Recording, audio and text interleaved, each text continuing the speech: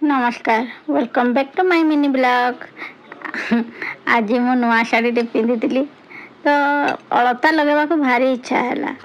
अलता लगेबा को क्या पसंद देखो मुझे अलता लगे दीजिए क्या पसंद अलता लगेबा को कमेंट बॉक्स में बतेबे। तो अलता लगे कि मुझे देखली आड़े आसिली घर को देखली पतिदेव आ झील पाठपढ़ा विषय डिस्कसन करते। तो ये झील आ किछि दिन पर हॉस्टल पड़े जीव तो से विषय कथबार्ता होते। या पर देखिली लंच टाइम हो गलानी तो लंच रे मु कौन करी बोली भाबिली देखिली भोक भी होनी। ब्रेकफास्ट रे खिचड़ी खिया जाइतला बोली भात भी करबा को इच्छा हलानी तो भाबिली कौन करी आ एठी देखिली रुटी कर दिए भाबी आ रुटी कर देली। एटा थिला आज हमर लंच थाली रुटी भजा आ सिमेई खीरी। आमे खाई सारिकी रेस्ट नेकी उठला बेले देखिली पुओ आसवा टाइम हो गलानी तो तापाई एठी मु चीनी रे परोटा कर दोची। आलू परोटा है चीनी परोटा है कि पनीर परोटा है युवा तो छुआ मान को भारी पसंद। मो पुओ 4टा बेलू स्कूल आसला बेलू जदि भात थोईदेवी तो ताकू भारी कष्ट भात खाइबारे। ताकू एमतिया जिनस तार भारी पसंद भात जदि खाइबार थी ताकू केते बाप धन गेलोलो धनलो कले जाकि से भात दीटा खाइब 4टा बेलू। सत कथा भी 4टा बेलू खाइबा को भारी एटा लगे।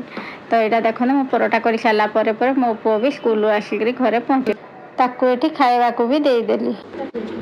चीनी वाला परोटा भी आचार खाइबो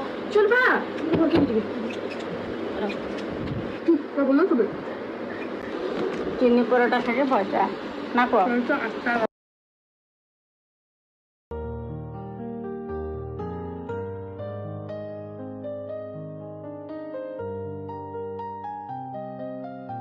तापर इवनिंग रे पड़े गलु टीचर्स डे पे गिफ्ट आने को। एठी बहुत सुंदर सुंदर गिफ्ट सब थिला इच्छा होता सब किछि बहुत किछि आनी आसा को हेले कोन करबा हमकु जेतकी दरकार सेतिकी ही तो आनिबा ना। ले गोटे गिफ्ट नेके पळे आसलु आ एठी सार पळे आसलानी सार सब दिन मॉर्निंग रे ही आसंते ट्यूशन का आ मो पुओ एठी गुरुजी को गुरु पूजा करिदेला आ तापर ट्यूशन भी हे गला। एठी देखंतु कपड़ा कथा टिके सुखे दीचे जिनसटा आप इग्नोर करेंगे कहीं वर्षा दिन तो बाहर सुखी पारानी से भितर अदा सुखे दीचे।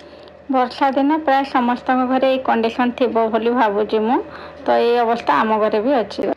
पुअर ट्यूशन हो सारापर ता सांग प्रिंस आसी तो आम एठी मिसिकी पाठपढ़ा विषय कथबार्ता होलु। यही सब मोमेंट सह आज मिनी ब्लॉग को मुझे एंड करूँ। वीडियो भल लगे लाइक शेयर सब्सक्राइब करने को भूलें। कमेंट रे जनातु आपण टीचर्स डे रे कौन गिफ्ट प्रिपेयर करते। सी यू नेक्स्ट ब्लॉग। जय श्री जगन्नाथ।